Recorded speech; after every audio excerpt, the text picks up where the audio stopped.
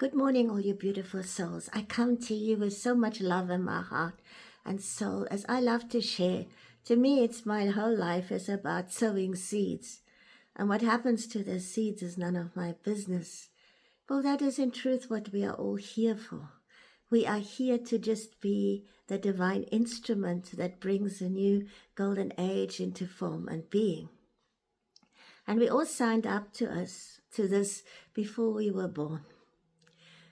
But I won't bring that path into that of a soul here, but more or less the deep remembering that is now surfacing for all of humankind, as that which has been suppressed so deeply within our psyche as well as within humanity. All those skeletons, all those things that they deeply buried, they're coming to the surface now. And this is within us too. And it's in the collective. So although a lot of us have worked on our deepest woundedness in the last few years, we're now going to be confronted with the woundedness of humanity in the deepest sense. But that's the beauty of this time, is that we can finally transcend everything and move into the greater understanding that you cannot heal a wound until you cut it open and let the pus out. And then you can disinfect the wound through forgiveness and loving grace and letting go of all shame and blame and guilt. And then the wound can heal. But it's not just the healing of the wound. It's actually now to leave that behind us forever.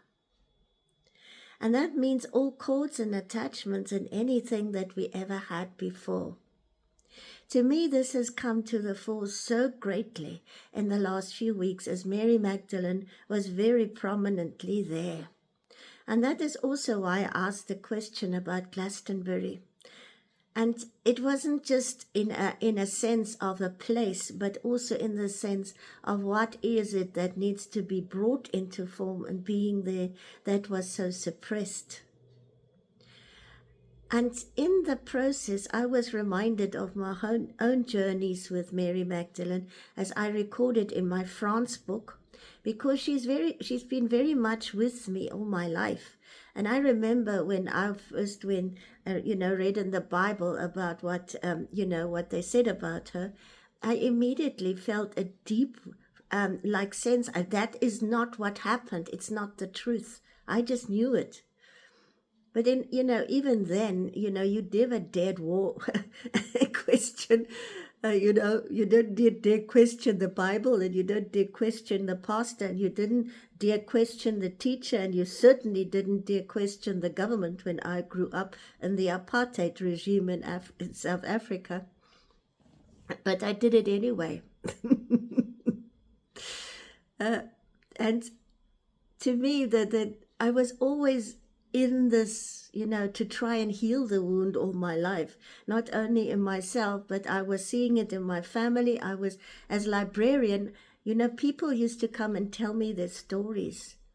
And I would listen to those stories, especially women, because so often, because you're neutral, you weren't involved directly in their life. They needed that somebody that would just listen to them. And often I would just fulfill that role. But to me, Mary Magdalene epitomizes of what has happened to women, especially since patriarchy has taken over.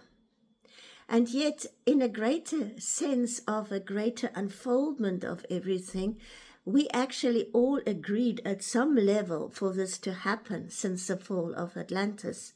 It was already surfacing during the time of Atlantis, just before the fall of Atlantis, but it was almost like we all decided collectively at some or other level that this is the path that we would go before that very darkness, before the very light of a new golden age can break through and the birth of the new earth. And in my soul readings, this always comes through. So we agreed to meet all these souls along the way in this lifetime with whom we still had all that negative patterning to work through. And nowhere does this show more than in relationships. I've been through it. I know exactly myself. And it just came at a time when I was told, well, this is the end. That has now been dissolved. It's gone now. You've worked through it. You have healed. And that is Mary Magdalene's message now. Because she and Mother Mary and all the ascended masters, and whether they're male or female, because it doesn't matter, because they've all been on earth here. And then I talk about souls that have been here for many millions of years, and they have literally always kept the light steady for humanity. Because that is all that we need to do now, is be that light, be the love that heals. This has all happened. But the message of Mary Magdalene comes through so prominently. And she says it's time to allow that woundedness to surface in the highest degrees, so that we can finally bring it all into the light and then transmute it. That's why the fires of purification are so very prominent now. And the fires transmute, the waters cleanse and clear, because as the fires transmute, the living waters of life are pouring into us in the form of the Holy Shekinah. And the Holy Sophia brings in her wisdom. That's why I was called to do a webinar on the Holy Trinity a few weeks ago, the Holy Feminine Trinity. It's not to supplant the masculine Trinity, but it's to bring the balance in, because if you have two pyramids, the masculine and feminine, the one points upwards and one points downwards, and what do you have? The Star of David. But now the Star of David with a circle of eternity and infinity around it, of completion. In other words, beautiful balance, harmony and equilibrium. And interestingly enough, when I went to Greece and Egypt, this to me came very, very to the prominent and to the fore. Because in Egypt, the feminine was always very, very prominently there in the temples of Isis and Hathor. But there was something that was really sort of so distorted there that I was always grubbling with this. And since I've come back, I have done a lot of remote work in that area, in Egypt and also in the Middle East. But what I want to come to the fore now is that it's all what Mary Magdalene has brought in the last few weeks with the Divine Feminine is healing. Is the healing into the deepest core of the earth and all the trauma that has been collectively created. And this is not just this lifetime, this is many lifetimes and many, many existences and all that has been before. It's the trauma of war. I have worked with soldiers, and tell me what, there's not one soldier that hasn't got trauma to work through at some level. And those that suffered because of war. I've worked with the Palestinian kids, I know about that. But it wasn't just those. I mean, here in South Africa, we're still going through the woundedness there that was caused by the apartheid years. But even before that, I've worked in the archives. I know exactly what happened, and I know where and a lot of truths are hidden in archives that nobody has ever seen. Gives you a whole sort of different perspective of what happened to humankind. But that is by the way. But what I'm telling you now is that there is healing in the deepest sense coming. But that healing first needs to start within ourselves. Before, and also our whole family lineages, and the deepest shadows that are hidden there, and every family, believe me, have got skeletons along the way. And this is again where the whole imbalance between the masculine and feminine comes in. How many women were forced into marriages? How many were forced into marriage even as children? How many were enslaved? And in war zones, a boy, the first that suffer is a woman. But now, bring that into balance and healing. The same women were often the ones who had to pick up the pieces and rebuild civilization because the men had all been killed. I am speaking specifically into the woundedness now, and to understand that we cannot deny the shadow of humankind. We cannot deny the collective shadows that have been there for how many thousands of years. But now, as this all surfaces, because it has to, all that pus has got to come out now. It is busy coming out. Don't be surprised if things are now getting revealed that were so hidden, boy, we didn't even know about it. The same old archives, you know. But it's not even that, it's things that were deliberately buried, but still was ongoing. But now, let us come from the heart of love, and that's Mary Magdalene, the heart of love, to understand that there is nothing that cannot be forgiven within yourself and within others.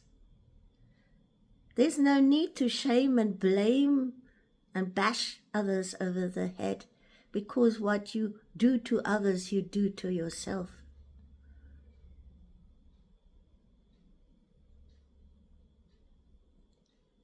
But to bring it into the heart of love, into that sacred chalice of the heart and the deepest compassion. And then to bring it fully into the greater wholeness. Because in truth, if love is infinite and omnipresent, can there be anything else but love?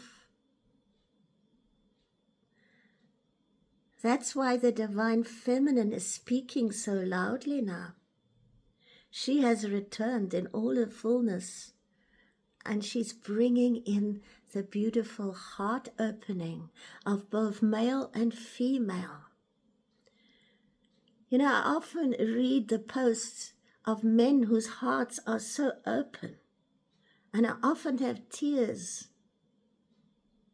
And then I think of my father, who never could voice what was in himself. It's because they were brought up to be the strong male. A boy, you didn't cry. I saw my father cry once, and I cried with him. Excuse me. But it was actually very healing, because I loved him more because he was showing me that soft side of his than the side that was stoically dealing with all that life was dealing to him, and he didn't have an easy life.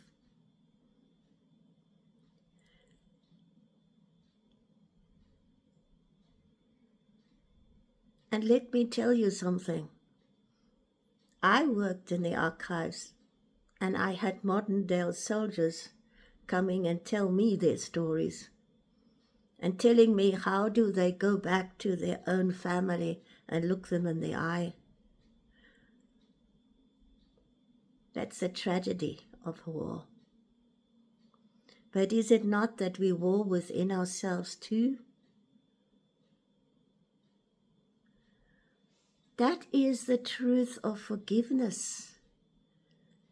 To understand that within all of us, the light was never dimmed. There were always those souls that kept that light steady and kept the line steady no matter what happened. And they were not the ones that hit the headlines. They were the ordinary man and woman who held that line steady, and not the ones who had the loudest voices and were standing on podiums and playing with the fate of men. That's all going to change because something deep in us changed.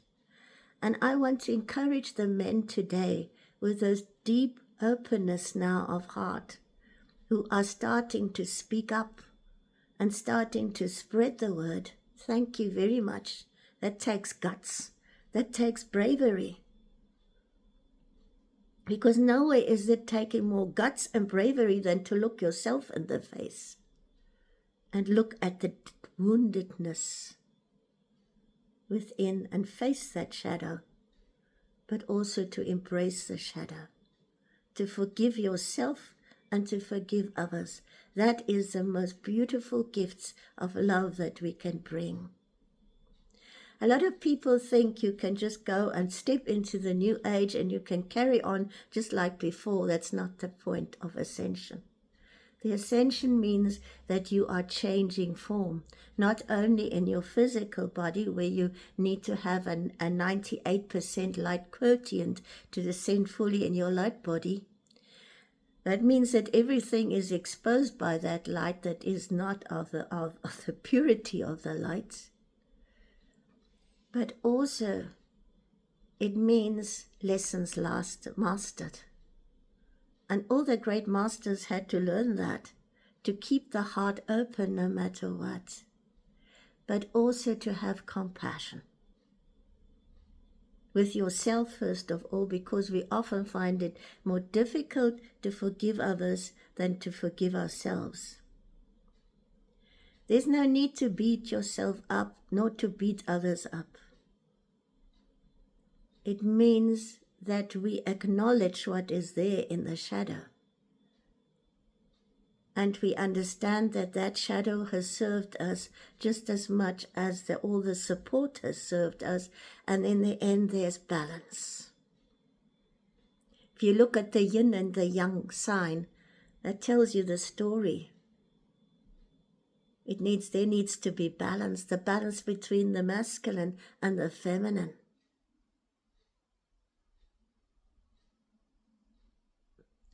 I have asked very deep questions in the last few years and all my life. I've always asked, what is the truth? And I wanted to feel that truth into the core of my heart and my soul, and knew that it had to be a truth that I find within myself. Your gut feeling, your heart knows the truth. It might not be anybody else's truth, but it's your truth. And that is to your own self be true.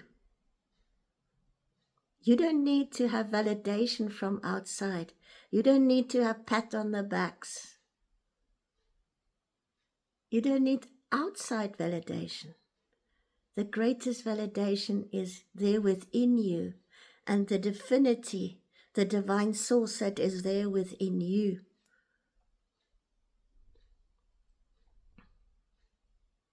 And then to live it with love and with joy.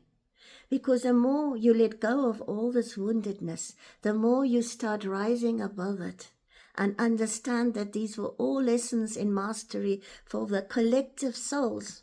That's why the earth has always been known as the greatest school for lessons for souls in the whole of the universe. Because of the darkness and the light.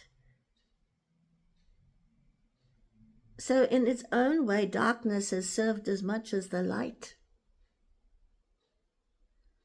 And once you understand that that yin-yang sign actually gives you the whole story of the cosmos. There's a whole cosmology that is there in the yin-yang sign.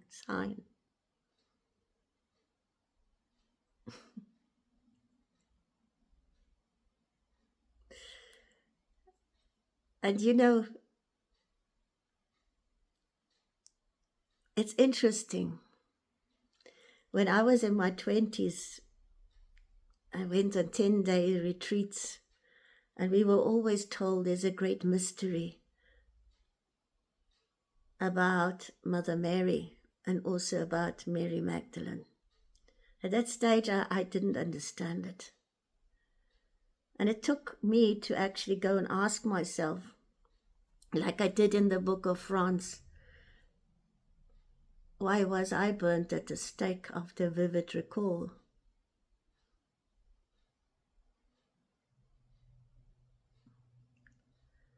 And it was in France that I was releasing trauma after trauma after trauma from the earth of the greatest genocide that ever happened. The wiping out of the Cathars, who were the pure ones. And there's Mary Magdalene's whole story entwined there. She went back to her homeland where she was born.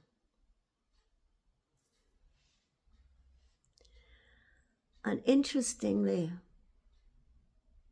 it was in the churches of France, southern France,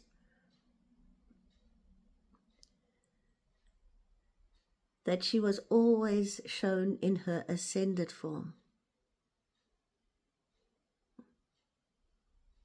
And that touched me deeply.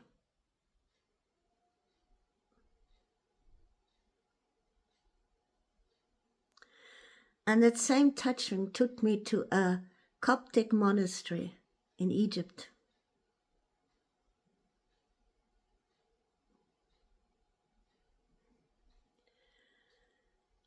And it was in Egypt that I understood the whole amazing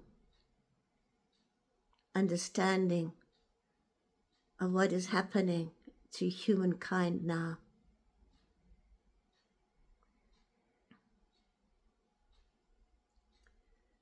It was one of those moments of gnosis,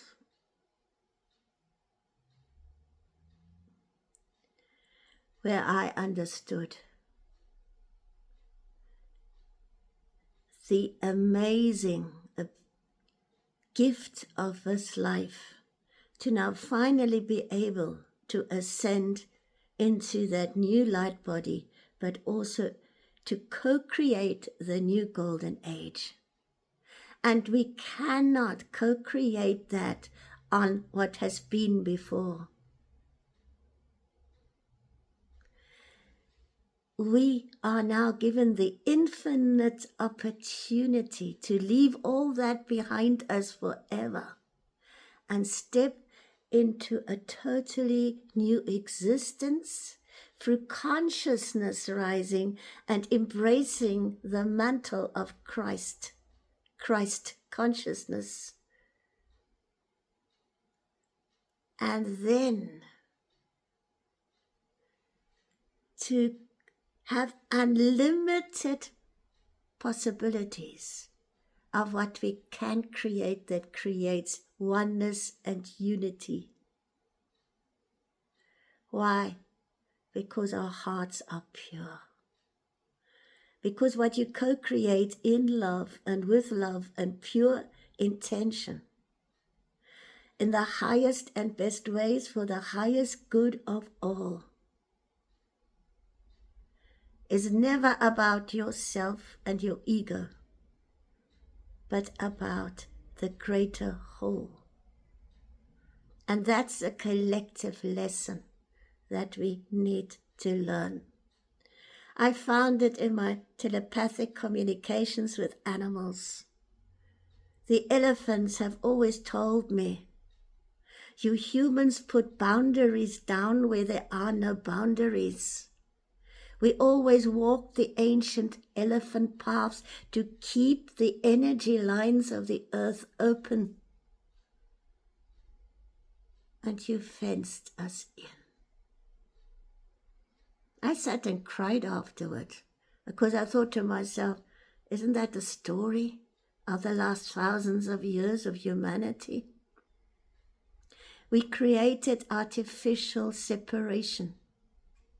But now is the time to take those boundaries down, take those fences down, all the separation and all the duality, and allow us now to step into wholeness and love. All is love. There is nothing but love. Love is the greatest power of the omniverse. And that is what Mary Magdalene now is doing with the Divine Feminine. She's bringing the wholeness back. That is the task that she has taken upon herself. And of course with the other Ascended Masters, also with Mother Mary and Jeshua and all the others. And there is no boundaries there. Not to say that this is all just in the so-called Western conception of it, but it includes all masters like Lord Buddha and Shiva and everybody else.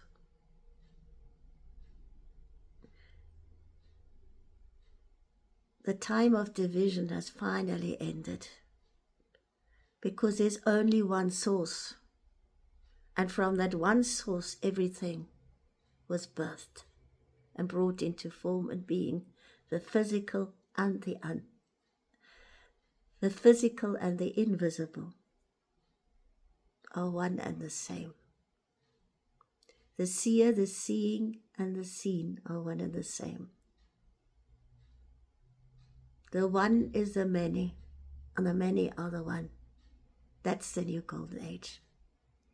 And may you all find great love, great compassion for yourself and others, forgiveness into the core of your heart and your soul and the depths of your being.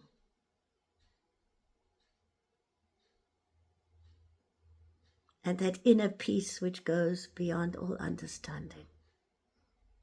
You are so loved, you're lovable, and you are loving. That's the truth of who you are. Your soul is pure and so beautiful. Thank you for being on this earth. Lots of love.